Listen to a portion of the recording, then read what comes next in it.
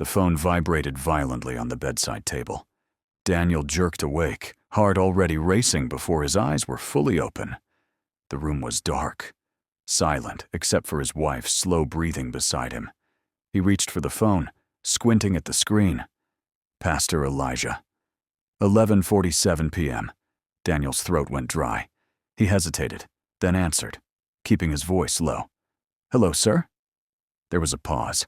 Long, deliberate. Then the pastor spoke, calm and measured. "You didn't pick my earlier calls." Daniel swallowed. "I was asleep." Another pause. "Daniel," the pastor said gently, "we need to talk. What you told me. If it ever comes out, your life will be destroyed. Your marriage. Your job. Everything." Daniel sat up slowly, his chest tightening. I thought this was confidential." A soft chuckle came through the phone. "It is, as long as you cooperate."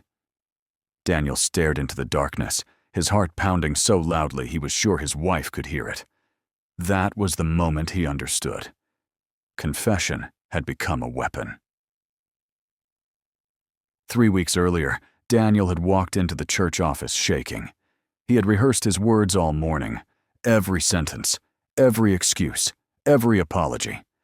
He was a respected man, married, steady job, trusted in his community.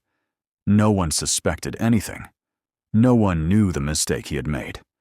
The one decision that now sat on his chest like a concrete block. He had tried to pray it away, tried fasting, tried ignoring it. Nothing worked. Guilt followed him everywhere, at work, at home, even in church, where he could barely lift his hands during worship anymore. So when Pastor Elijah announced private counseling sessions for those burdened by secret struggles, Daniel felt like the message was meant only for him. Pastor Elijah was known for discretion. People said he was a man who could hear the darkest truths and still pray with compassion. People said he never judged. Daniel believed them. When he knocked on the pastor's office door that afternoon, his palms were wet with sweat.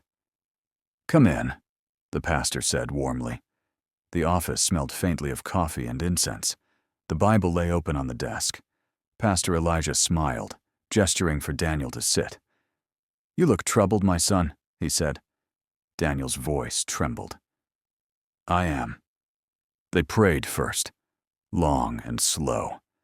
When Daniel opened his eyes, he felt a strange sense of relief, like maybe this was the right place to finally speak. "I've done something wrong," Daniel said quietly. The pastor nodded. "The truth sets free." So Daniel told him. He spoke in fragments at first, then everything spilled out. The financial mistake, the falsified document, the decision he thought he could fix before anyone noticed, how it had grown beyond his control, how he lived in fear every day. The pastor listened without interrupting. No shock, no anger, only questions. When did this begin? How much exactly? Who else knows? What department do you work in again? Daniel answered everything, grateful someone was finally listening. When he finished, tears filled his eyes. "I don't know what to do." The pastor closed his Bible slowly. "God has revealed this to you because he wants to correct you, not destroy you." Daniel nodded, wiping his face. "I just want peace." "You will have it," the pastor said softly. "But repentance must be complete." Daniel left the office lighter than he had felt in months. For the first time, he slept peacefully that night. The calls started 2 days later. "Daniel, I was praying," the pastor said over the phone. "God showed me there's more." Daniel frowned. "More?" "Yes. Your repentance needs deeper sacrifice." The pastor asked him to come back. This time, the tone was different. The pastor spoke longer, quieter. He mentioned Daniel's workplace casually, almost conversationally. "Such a reputable company. God forbid scandal reaches there." Daniel laughed nervously. "Yes, God forbid." The pastor leaned forward.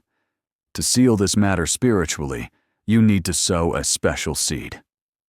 How much? Daniel asked. The pastor named a figure that made Daniel's stomach flip. That's a lot, Daniel said carefully. Is your freedom not worth it? The pastor replied calmly. Daniel transferred the money that night. He told himself it was for peace. But peace didn't come. Instead, the calls increased. Sometimes early in the morning, sometimes late at night. Daniel, God is not satisfied yet. Daniel, your obedience isn't complete.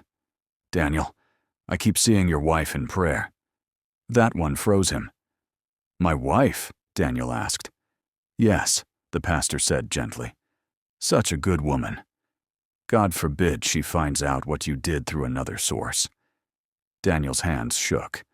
Sir, you promised confidentiality. And I'm keeping it, the pastor replied. You just need to keep cooperating. Daniel started losing weight. His appetite disappeared.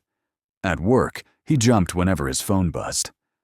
One evening, he tried to push back. I can't keep doing this, Daniel said over the phone. I've already given. The pastor's voice hardened for the first time. Be careful, Daniel. Silence. Then quietly. You told me everything. Dates, amounts, names. Do you think I forget? Daniel felt cold all over. I'm trying to help you, the pastor continued. But if you want to handle consequences alone, that's your choice. Daniel hung up shaking. That night, he lay beside his wife, staring at the ceiling, wondering how confession had turned into a cage. The realization came slowly. At church, he noticed certain men were no longer around. One stopped attending suddenly. Another resigned from his job. A third moved away quietly. No explanations. No farewells. One Sunday, Daniel ran into Michael, a former church member, at a supermarket. They made small talk at first. Then Michael sighed. You still go there? He asked. Daniel hesitated. Yes. Michael looked at him carefully. Be careful. That was all it took. They sat in Michael's car for nearly an hour. Michael spoke softly, eyes fixed ahead. He does this, he said. You think you're alone. You think it's spiritual guidance, until you realize your secrets are leverage. Daniel's heart pounded. How many? Michael laughed bitterly. Enough.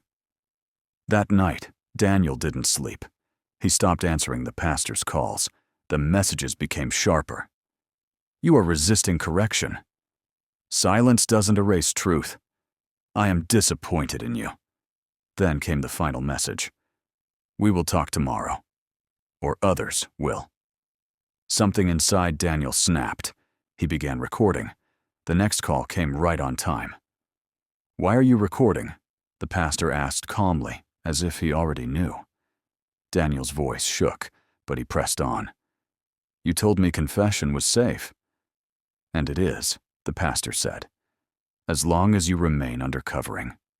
So the money? Daniel asked. The threats? A pause. Then the pastor sighed. Daniel, you brought this burden. I'm only managing it. The words settled like poison.